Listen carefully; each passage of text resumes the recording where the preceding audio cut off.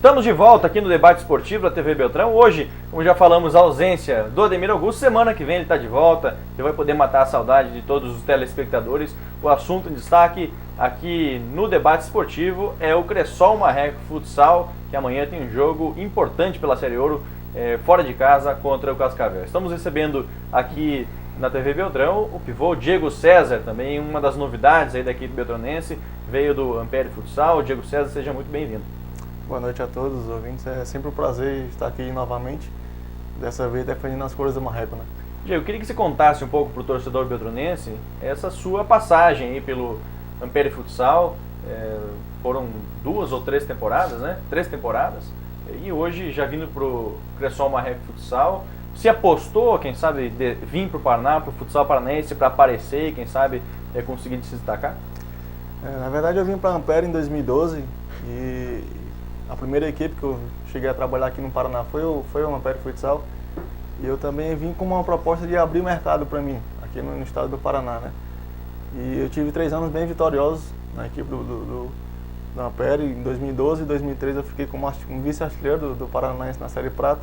Em 2013, inclusive, ficamos como campeões da Série Prata invicto. E dentro desse destaque, que não só eu, mas como os meus companheiros que estavam comigo também conseguiram um ápice grande, falando taticamente, a gente aproveitou essa oportunidade, tanto eu como outros colegas, outros companheiros também que vieram de Fortaleza para cá, com o mesmo intuito de abrir o mercado aqui no estado do Paraná. E dentro disso que eu acabei, no final da temporada de 2014 para 2015, que houve esse contato entre a minha pessoa e o Marreco, que chegamos num acordo. Você é natural de Fortaleza mesmo, no Ceará, né? Isso, sou natural de Fortaleza. Tá certo. E falava sobre essa questão do futsal, futebol. Você também teve experiência em futebol ou sempre fez a base no futsal? A minha base sempre foi no futsal. Sempre cresci nas categorias de base do futsal. Até conversando com o Nelsinho também, que tem um histórico que dispensa comentário, que profissionais que trabalharam comigo, que me ensinaram a base do futsal, que ele também chegou a conhecer. E a base que eu tive é mais na ou Ubra, menos... né? Você foi Isso, na cheguei Ubra, a né? trabalhar na Ubra também. Mas eu digo em Fortaleza mesmo.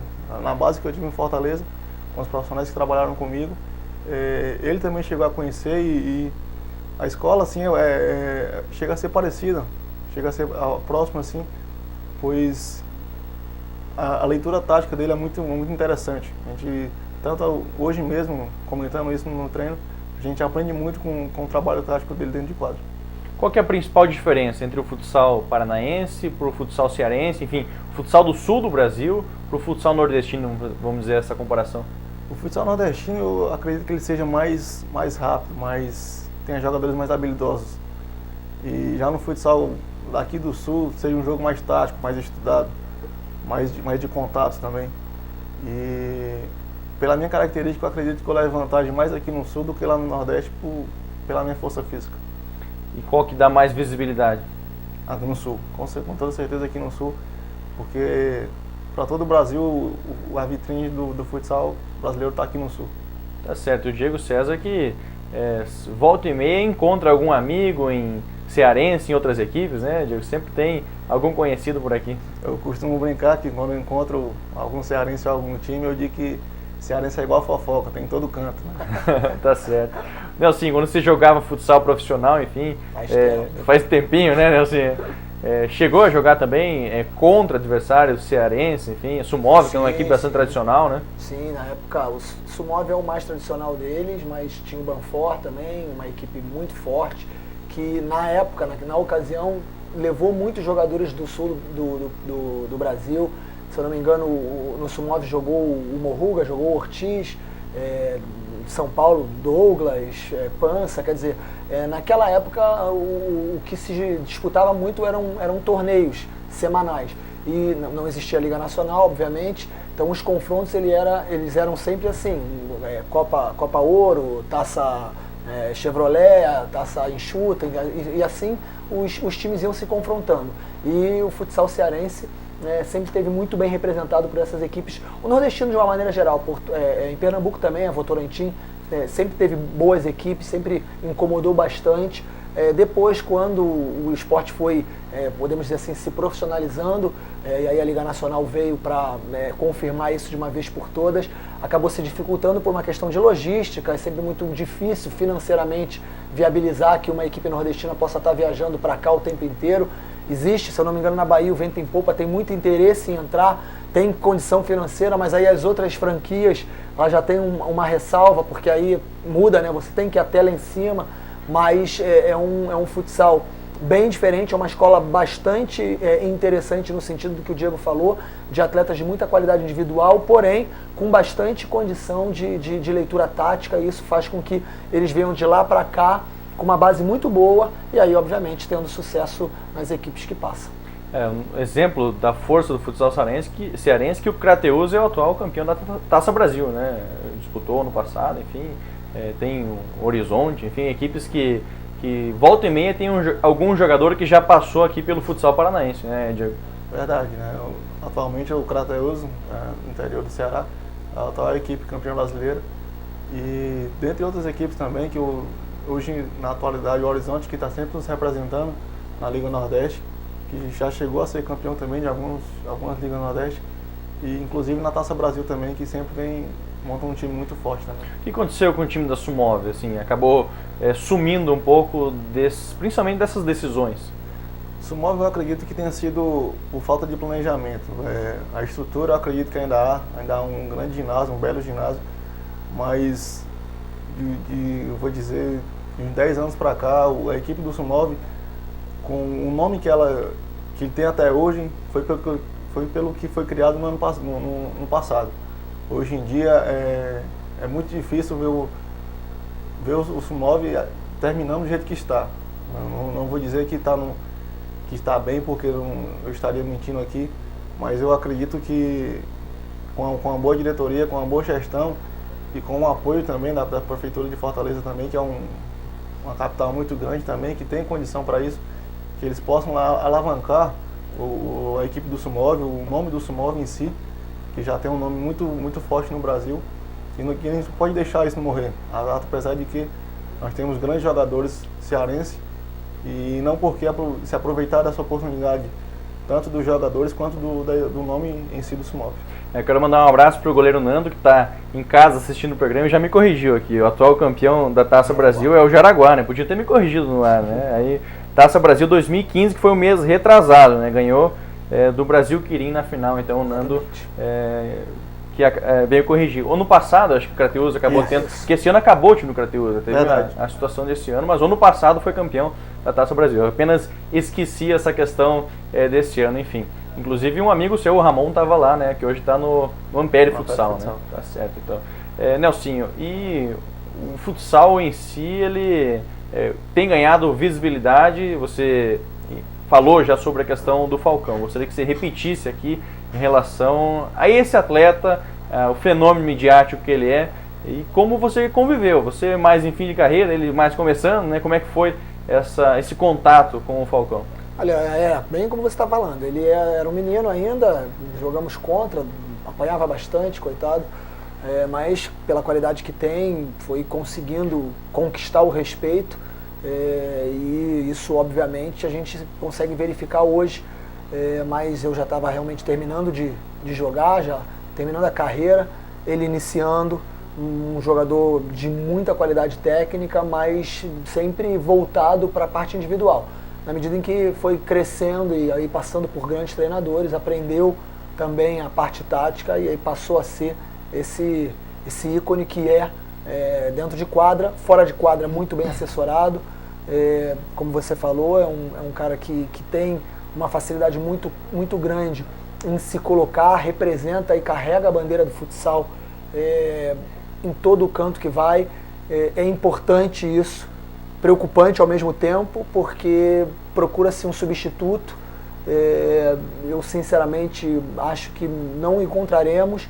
Já tentaram com vários jogadores, alguns sucumbiram a ponto de perder espaço em grandes equipes. O exemplo é o Rafinha, e no Corinthians todo mundo falava, é o novo Falcão. Já tinha acontecido com o Cabreúva, que decaiu, mas conseguiu se recuperar. Então eu acho que é um erro isso. O que tem que ser feito é uma estrutura para que o futsal possa crescer e no momento em que ele deixar de estar na quadra, que a mídia continue se interessando pelo esporte, ainda que sem esse gênio que é, o ícone que é o Falcão dentro de quadra. Portanto, há uma preocupação muito grande minha, eu sempre falo isso em tudo quanto reunião que a gente faz, encontros, cursos que se dá, porém a gente sabe que ainda há uma distância muito grande. Quem sabe agora, com esse embate aí entre a Confederação Brasileira que se criou e o próprio Falcão, que levantou uma bandeira junto com os grandes nomes do nosso esporte, a coisa possa começar a evoluir por um outro prisma, por um outro ângulo, e a gente tem sim o esporte cada vez mais fortalecido. Daqui a pouco vai ter Copa América e a seleção brasileira vai ter que ter um time bem formado, né? Exatamente. Há um prejuízo muito grande. Isso aí já não tem mais como se recuperar. Nós estamos praticamente em maio, final de abril, início de maio, e não se jogou nenhum amistoso. O Mundial é ano que vem. Era para se jogar o Grand Prix, que tradicionalmente acontece no Brasil. Não vai acontecer. A comissão técnica toda pediu demissão. Não se tem nenhum atleta até então. Portanto, vive um caos em termos de gestão a Confederação Brasileira. Se tentou, através desses atletas, um contato direto para com a Confederação Brasileira de Futebol, a CBF, porque ela sim é reconhecida pela FIFA. Então, a CBFS é um braço da Confederação Brasileira de Futebol. Mas quem tem a responsabilidade de gerir o nosso esporte é a CBF. Então os jogadores tentaram, através dele, não tiveram êxito. O presidente eleito, ele já fez contato, né, com o presidente Del Nero, que também foi há pouco tempo eleito presidente da Confederação Brasileira de Futebol. Portanto, há um impasse e uma confusão generalizada nesse momento. O horizonte, a gente sempre espera que seja promissor, mas no momento há uma dificuldade muito grande. Se quiserem me convidar para ser o treinador da seleção, aceita. Eu estou aí, levamos todos os nossos jogadores, vamos representar bem. Tá certo, vai levar meritinho no Marreco pelo menos, né? Tá certo. Eu falo sobre a Copa América porque no jogo entre Cressol Marreco Futsal e Ampere, o presidente da Federação Paranaense de Futsal, o Jesuel Laureano de Souza, esteve assistindo o jogo. Em conversa com a diretoria, depois da partida, confirmou duas coisas.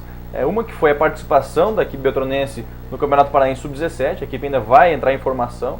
E a segunda informação é sobre a possibilidade de Foz do Iguaçu sediar a Copa América. Então está em discussão, claro que o Brasil por enquanto não tem time, mas se vier a ter, tem essa possibilidade de Foz do Iguaçu sediar essa competição. E ele falava inclusive da possibilidade de fazer um amistoso em Francisco Beltrão, quem sabe com a seleção brasileira e uma outra seleção, enfim, um pouco antes, antecedendo a competição. Seria, claro que, uma oportunidade muito boa, mas hoje não temos um time, né, Nelson?